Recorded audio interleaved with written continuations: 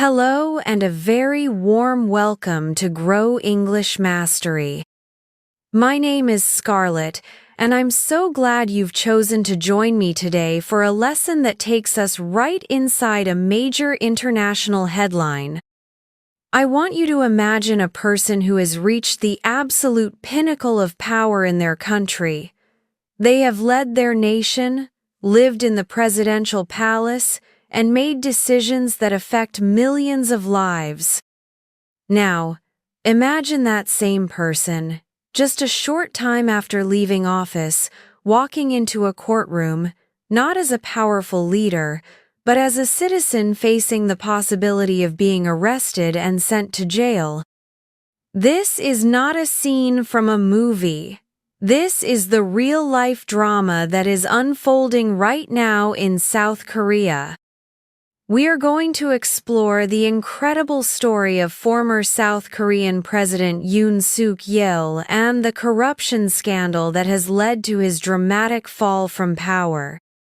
It's a story about politics, luxury handbags, secret videos, and a nation grappling with the idea that no one is above the law. Our learning goals for today are to dissect this fascinating and complex story. First, we will understand the details of this major political scandal and why a former president is facing jail time. Second, we will learn and explore 10 essential vocabulary words that are key to understanding news about law, politics, and justice. Third, we will master 2 crucial grammar points that are used constantly in news reporting: the passive voice, and how to use different past tenses to tell a clear story. And finally, you'll get some practical tips on how you can use this language yourself. This is a powerful lesson that will not only improve your English but also give you a deep insight into the politics of another country. Let's begin. Act 1. The Courtroom Drama. Our story takes place in Seoul, the capital of South Korea. On July 9th, former President Yoon Suk-yeol attended a court hearing. A hearing is a meeting in front of a judge to decide on a particular issue. But this was no ordinary hearing. The purpose of this meeting was for a judge to decide whether to issue a detention warrant for Mr. Yoon. A detention warrant is a legal document, signed by a judge, that gives the police the authority to arrest and detain, or hold, someone. This is a historic and unprecedented moment in South Korea. While other former presidents have faced legal troubles and even been imprisoned after a long trial process, this is the first time in the country's history that a former president has had to attend a hearing for an arrest warrant before any trial has even begun. He is facing several serious charges, including abuse of power. Abuse of power is when someone uses their official position to do something illegal or to get an unfair advantage. Act 2. The Dior bag scandal. So, what led to this dramatic fall from grace? The crisis centers around a case that the media has named the Dior bag scandal. This scandal involves the former First Lady, Kim Keon-hee, who is Mr. Yoon's wife. Here's what happened. A Korean-American pastor, who was concerned about the First Lady's influence, secretly filmed his meetings with her using a camera hidden in his watch. In one of these secretly recorded videos, he is seen giving her a gift, a luxury Christian Dior handbag valued at around $200. Under South Korean law, it is illegal for a public official or their spouse to receive a gift of this value. The video was leaked to the media, and it caused a public uproar. An uproar is a situation in which a lot of people complain about something angrily. Many South Koreans were shocked and angered. They saw it as evidence of corruption and unethical behavior at the highest level of government. The image of the First Lady accepting an expensive designer bag became a powerful symbol of a government that was out of touch with ordinary people. Act 3. The political fallout. The consequences of this scandal were swift and devastating for President Yoon's political career. The scandal completely dominated the news for months. It became the biggest political issue in the country. The result was a massive loss in a critical parliamentary election. His political party was soundly defeated. A political defeat of this size is often seen as a public judgment on the leader's performance. Following the election defeat, the political pressure continued to build. The opposition party, now in control of Parliament, launched an impeachment motion against him. To impeach a leader means to formally accuse them of a serious crime in an attempt to remove them from office. Although the impeachment process did not succeed in removing him before his term ended, it further damaged his reputation and authority. The scandal and the political fallout created immense public pressure. Eventually, former President Yoon held a press conference and made a public apology. He apologized for what he called his wife's unwise conduct, but he did not admit to any legal wrongdoing himself. However, for many people, the apology was too little, too late. The damage had been done. This series of events, the secret video, the luxury handbag, the election loss, and the impeachment attempt is what led him to that courtroom on July 9th, facing the judge who will decide his fate. Now, to help us understand the language of law and politics, let's learn some key vocabulary. Here are 10 essential terms from our story. 1. Scandal. Noun. An event or action that is considered morally or legally wrong and causes public outrage. Spelling. S-C-A-N-D-A-L. Example 1. The Dior Bog scandal has dominated the news in South Korea. Example 2. The politician had to resign after he was involved in a financial scandal. 2. Warrant. Noun. An official legal document that gives the police permission to do something, such as arrest someone or search a place. Spelling. W-A-R-A-N-T. Example 1. The judge is deciding whether to issue a detention warrant for the former president. Example 2. The police had a warrant to search the house. 3. Abuse of power. Noun. Phrase. The use of an official position to do something illegal or to get an unfair advantage for yourself or for others. Spelling. A-B-U-S-E-O-F-P-O-W-E-R. Example 1. He is facing charges of corruption and abuse of power. Example 2. The investigation found that the mayor had engaged in a serious abuse of power.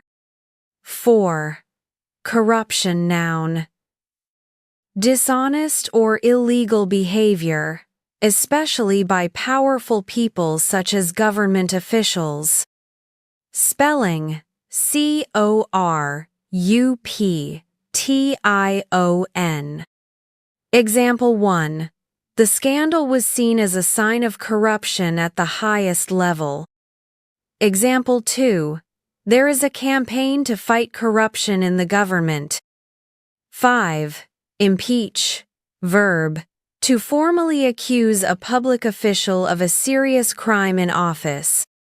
Spelling. I-M-P-E-A-C-H. Example 1. The opposition party tried to impeach the president. Example 2. Two U.S. presidents have been impeached, but neither was removed from office. Noun form, impeachment. 6. Fallout noun, the negative results or consequences of a bad situation or event. Spelling, F-A-L-O-U-T. Example 1. The political fallout from the scandal was immense. Example 2. We are still dealing with the fallout from the company's bad decision. 7. Allegation noun. A statement, made without giving proof, that someone has done something wrong or illegal. Spelling, A-L-L-E-G-A-T-I-O-N.